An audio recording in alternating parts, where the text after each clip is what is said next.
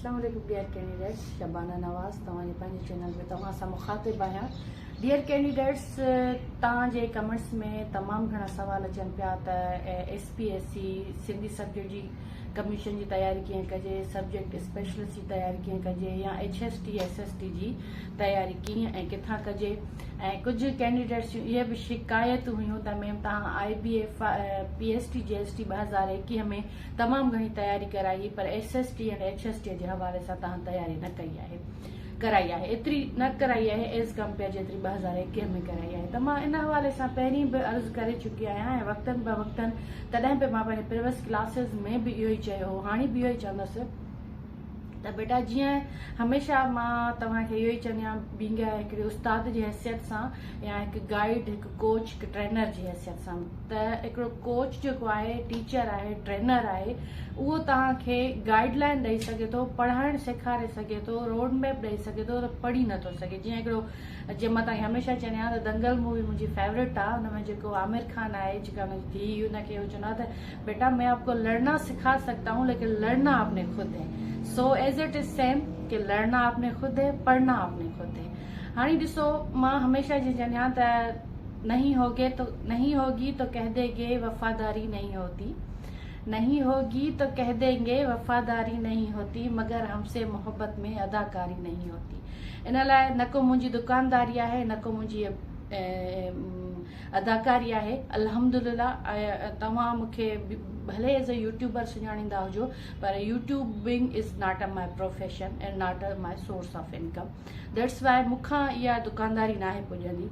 अचूं था पॉइंट ते, त ॾिसो, हमेशह मुंहिंजो हर टीचर जंहिं बि तव्हांखे पढ़ायो हूंदो, तव्हां सर हालार खां पुछियो हूंदो, सर साजिद खां पुछियो हूंदो, या जंहिंखां बि तव्हां पुछियो हूंदो, त उहो तव्हांखे उहो ई ॿुधाईंदो आहे त बेटा हमेशह focus on STBB, Sindh text book board course.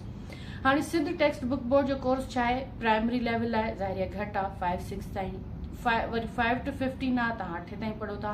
HST level ताईं तव्हां मैट्रिक ताईं पढ़ो था, ऐं जॾहिं तव्हां कमीशन लेवल ताईं ईंदो त तव्हां 12 खां मथे पढ़णु शुरू कंदो, 12, 14, 16, इंटर लेवल, ग्रेजुएशन लेवल ऐं मास्टर्स लेवल। ठीकु आहे, तव्हां 9th मैट्रिक खे टच करे सघो था।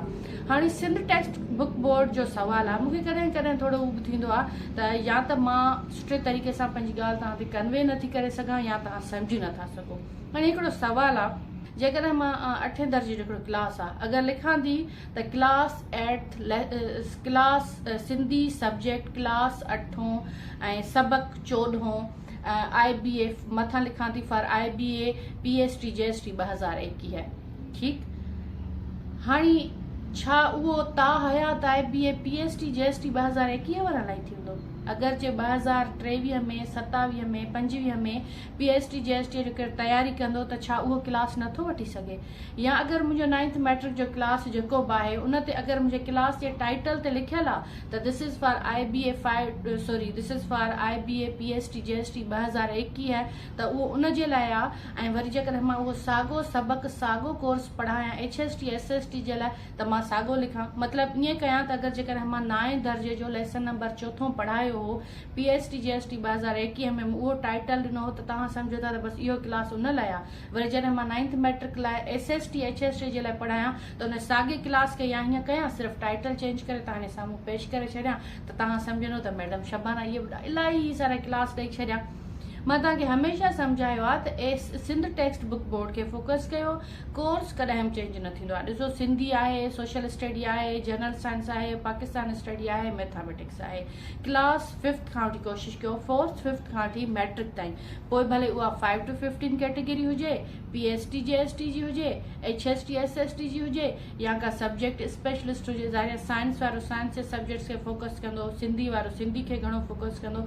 ऐं हा, फस्ट जेकॾहिं भले SST जी बि आहे तयारी, पर तव्हां इंटर ताईं सिंधी वारो हुनखे टच करे। सिंधीअ जे हवाले सां जीअं मूंखे ज़ाहिरी आहे तव्हां सभु सिंधी टीचर सुञाणो था, त सिंधी कमीशन या सिंधी SST जे हवाले सां मां तव्हांखे ॿिया बि बुक सजेस्ट कयां थी, पॉइंट ॾियां थी। पर चवण जो मक़सदु इहो हुयो त तव्हां यूट्यूब ते वञो, टाइप कयो शबाना नवाज़ ऑफिशियल, उन ते होम ते क्लिक कयो, उन खां पोइ प्लेलिस्ट ते वञो। तव्हां अक्सर कैंडिडेट्स खां क्लास न लभंदा आहिनि न मुंहिंजा, तव्हां प्लेलिस्ट ते वञो, तव्हां माशाल्लाह 120-130 क्लास मैथमेटिक्स जा हूंदा, 100+ क्लासिस सिंधी जा हूंदा, साइंस जा हूंदा।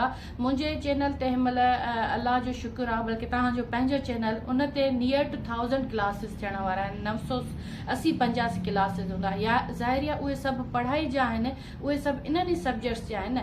पोइ जेकॾहिं उन ज़माने में असां चैनल स्टार्ट कयो 2021 में, असां उनखे टाइटल 2021 ॾिनो आहे, त हाणे ईअं थोरे आहे त उहो सिर्फ़ु उन जा क्लास हुया। हाणे वरी साॻियो क्लास मां ॿीहर उन ई क्लास खे या हीअं कयां, इंट्रोडक्शन चेंज करे ऐं थंबनेल चेंज करे वरी उनजी ॿी प्लेलिस्ट ठाहियां, त पोइ तव्हां सम्झंदो त शायदि मैडम SST HST लाइ तमामु घणियूं ख़िदमतूं सर अंजाम ॾिनियूं। पर मुंहिंजो इहो चवणु आहे त तव्हां पढ़ो, उन्हनि क्लासनि खे पढ़ो, जेको बि सुवाल हुजे तव्हां पुछो।